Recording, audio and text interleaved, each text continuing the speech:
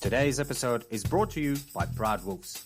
It is Proud Wolves' mission to build stronger local communities by using global systems. Our main focus is the integration of children in the local community to boost their sense of purpose and belonging and reduce mental health issues and suicide rates. We want to make sure that children all over the world have free access to cultural activities and sport.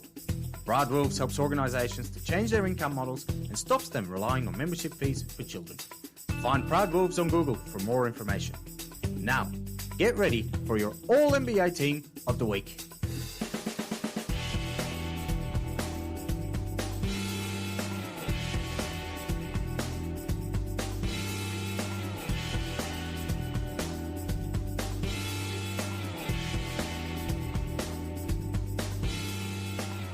Goeiedag, enchantée, and welcome to this week's episode of 824 Presents All-NBA Team of the Week. We get to see some Game 7s, baby. The Celtics and the Bucks are battling it out in Boston, and the Suns and Mavericks will go at it in Phoenix. Both these games will be rippers, and I have no idea who will come out. Giannis and Luka are probably the most dangerous guys in the league right now when it comes to single games, but the Celtics and the Suns both have the better teams. I can't wait to see what happens. In the other games, the Heat eliminated the Sixers, and Joel is at it again. And Klay Thompson has sent the Grizzlies packing with an old-school performance. Playoff basketball is the best. This week, we go over some of the incredible moments of Round 2. Get ready for your All-NBA Team of the Week. Before we move on, I'd like to talk to you about 824. 824 is created by Proud Wolves with the intention to provide children with an opportunity to learn and play basketball at their own pace and completely free. We have created different courses which are available on the website to improve their basketball skills. But our real mission is to help disadvantaged children by building and upgrading basketball courts around the world and supply them with basketball gear to play with.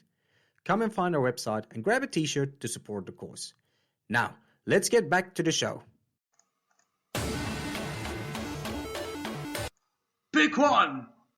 Our first pick of the week is Luka Doncic of the Dallas Mavericks. The Mavs and the Suns are heading to a Game 7.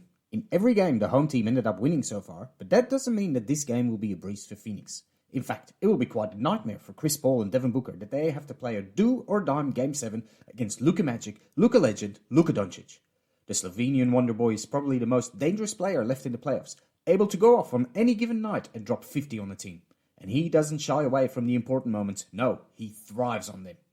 So far, Luka has averaged 32 points a game, nearly 10 rebounds and 7.5 assists in this series. But the most interesting stat for me is that he is averaging over 2 steals a game, double of his regular season average.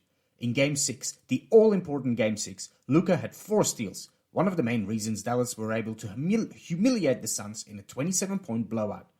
Now, let's not overreact, because the Mavericks still need to go and win in Phoenix before they can take this any further, and they haven't been able to do so since 2019. But all good streaks come to an end sometime, and I'm sure this one Luka will want to put an end to in the next game. But before the playoffs, I picked Phoenix to make the finals, and I'm not about to change my pick. We are still talking about the best team in the regular season, with the best closers in the league. What Chris Paul has shown us against the Pelicans in that closeout game was beyond impressive, and I'm sure he can do it again.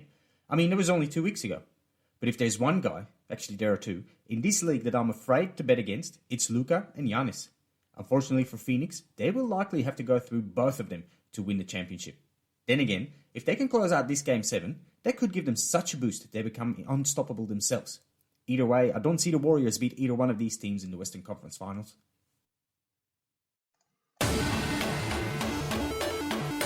Pick two! Our second pick of the week is Klay Thompson of the Golden State Warriors. Game 6 Klay, a nickname that was given to him in 2016 when the Warriors played OKC in the Western Conference Finals. That's the game he set the record of 11 threes made in a playoff game. He finished with 41 points and forced a Game 7, which they won, and a trip to the NBA Finals. They ended up losing those finals against LeBron and Kyrie, but the legend of Game 6 Klay was born.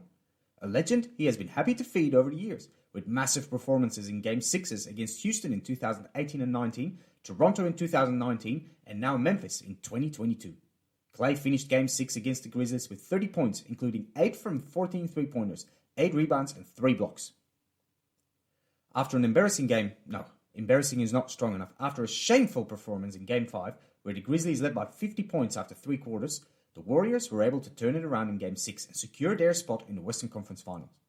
This team is the epitome of arrogance, with Draymond Green and Steph Curry pretending that the ass-whooping didn't bother them. Of course, with 3 rings, you can afford to be a bit arrogant, but these guys have to remember they are not the same as they were 3 to 5 years ago. A lot has happened since, and even though they're back to the best of the West, they're not the favourites to win it all this season. Their next stop will be much harder again, and they'll have to show their opponents a lot more respect. Mind you, the Grizzlies are not mad. They were happy to give the attitude back to the Warriors themselves. This team is so mature, even though they're one of the youngest teams in the league, and they're going to be a joy to see in the playoffs in the next few years. They are by far the team that I'm most excited about in the future. But in the meantime, we stay with the good old favourites. It is fantastic to see Steph, Klay and Draymond back in the Western Conference Finals after all the misery they have been through in the last 2 years. We have been robbed of Game 6 Klay for 2 years, and it's good to have him back. Hopefully, he'll have another chance to put up a show in another Game 6 this season.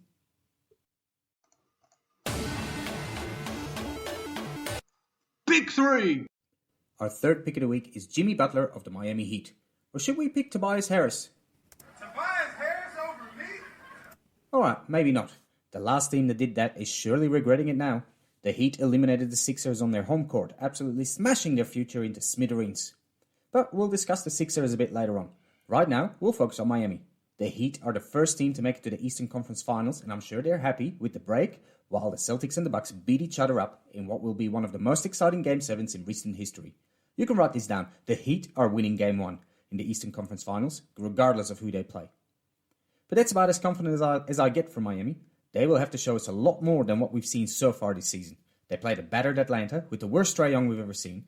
Then they played a beaten-up Sixers team that missed Embiid in the first 2 games and then fell apart in the last 2 games. The only 2 real playoff games Miami played so far, the first 2 games in Philly, they lost. And not by a little bit. Jimmy Butler has very little help offensively, and that is worrying. For the series, Butler is averaging 27 points a game with 7 assists and 5 rebounds. The only 2 other players coming sorta close are Bam with 16 points and 7 assists and Hero with nearly 15 points a game. After that, they're relying on Strus to keep dropping 3 threes a game and Oladipo to stay healthy. Lowry is nowhere, Robinson is glued to the bench, and PJ Tucker is not the guy you want to rely on offensively. Even though they have home court advantage, the Heat are not the favourites in the next round, no matter who they play. But, like I've said on the podcast in the past, that's the way they like it. The Heat have had 2 warm-up rounds and are only starting their playoffs right now. For an older team, that's an advantage. Yes, Butler has been playing great since the playoffs started, and lucky too, otherwise they might not even been here. But if there's one guy on the roster that can play 4 series at full speed, it's Jimmy. Hopefully they can recuperate Lowry, and Bam and Hero can step it up another notch, so we'll get to see a good series. Because the Heat will win Game 1. There, I said it again. But they'll need their whole roster if they want to win another game after that.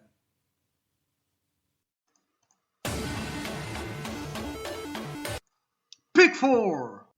Our fourth pick of the week is Jason Tatum of the Boston Celtics. Tatum and the Celtics are playing one hell of a series against Giannis and the Bucks. Home court means nothing in this series, with the away teams winning 4 out of 6 games so far. Giannis has dominated for the Bucks, averaging 35 points and 13 rebounds a game. And if it wasn't for an amazing display of Tatum in Game 6, Giannis would probably have been my pick this week, because the Bucks would have sealed the win and progressed to the finals. But Tatum put up 46 points to beat Giannis' 44 points and 20 rebounds and steered the Celtics to a Game 7 instead of elimination. An incredible performance from a guy destined to be the next star in the league. But to become that star, he needs to get past the current star. Giannis is the best player in the NBA, there's no doubt about it. In this series alone, he has put up 40 points more than 3 times. He has put up more than 40 points 3 times.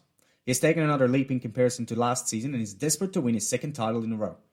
Not being able to count on Middleton is rough for the Greek freak, but he takes it into his stride. He does whatever he needs to do to get his team to win. With a bit more luck in the playoff seeding, the Bucks would have been certain of a spot in the Eastern Conference Finals by now, but they have to go through Boston, a team that has completely reinvented itself in the middle of the season and are playing like a Celtics team from the 80s. We were waiting for a Tatum game in this series. I mean, he's been playing really well, but we've had a Jaylen Brown game, an Al Horford game, and 3 Giannis games. If it wasn't for Drew Holiday, we would have had a Marcus Smart game, given he wanted to be the hero in Game 5. Looking at that way, Boston should have been done by now. They could have won Game 3 as well, where they had 3 tip-ins at the end of the game to force overtime, but they didn't, and they ended up facing elimination in Game 6. But Tatum has arrived, and he's ready to become the new guy in the East that everybody's concerned about. The East needed a new LeBron, and now it has 2, Jason Tatum and Giannis Antetokounmpo. These dudes will battle every season to make it to the finals, and this battle concludes tomorrow. I don't know who will win, but I can't bet against Giannis.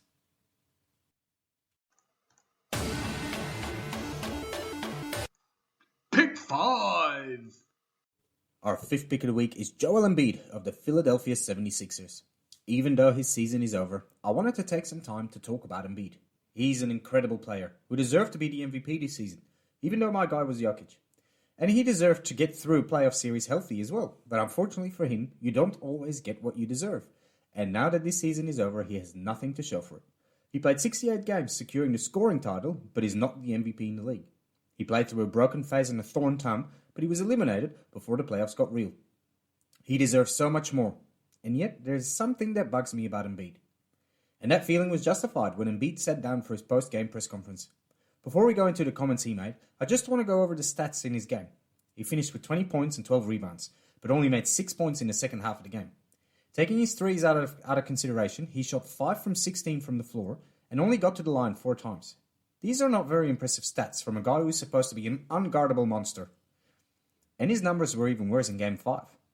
Now, I will give it to him. Like I said, he was battered and bruised, but he decided to show up and play for his team and his city. I have one question on his availability though. Given he was so hurt, but managed to put on an amazing performance in Game 3 and 4, why couldn't he just sit out Game 5 and wait in Philly for Game 6? He would have had some rest, he wouldn't have to sit through the humiliating Game 5, and maybe Game 6 would have looked a bit different. Then take him to Miami for the deciding Game 7. Anyway, that was my first take. Now, for his comments. His own stats were not that great, and yet, just like last year, he decided to throw his teammates under the bus. He had every reason to blame the injuries, yet he chose to blame his team for coming up short. Yes, James Harden is not the Harden anymore from Houston. I totally agree with what he said, just like I agreed with his comments on Simmons last season, but it's not the point. These are things you don't bring up in a press conference, especially right after being eliminated from the playoffs. Much like nobody wants to be Harden's teammate anymore, that will be a problem for Philly next season, and Embiid needs to start being careful about what he says, because players around the league will not want to be his teammate anymore either. Because if they lose, they know that Embiid will just blame them and get away with it, because he is Philadelphia. Embiid is a great player, and he seems like a really great guy, and I applaud that he chooses to be straightforward with the media, but right now, he's only hurting himself. Now, Philly has a massive problem on their hands, and I don't see a solution for it. This Harden ordeal is not going to finish well. You sign him and he stinks, you're screwed. Let him go for minimal assets, and you're screwed. It's painful, but out of the whole Simmons saga and eventually the Simmons-Harden trade, there's really only one winner. It's not Philly, it's not Harden, and it's not even the Nets. It is Ben Simmons, who's out of a franchise that he hated, and because he's still young, he has plenty of opportunity to build towards a title himself, especially next to KD. I see it more likely that Ben Simmons will win a title before Joel Embiid does. And again, Joel is the one that deserves to win a title before Ben. But sometimes in life, we don't get what we deserve.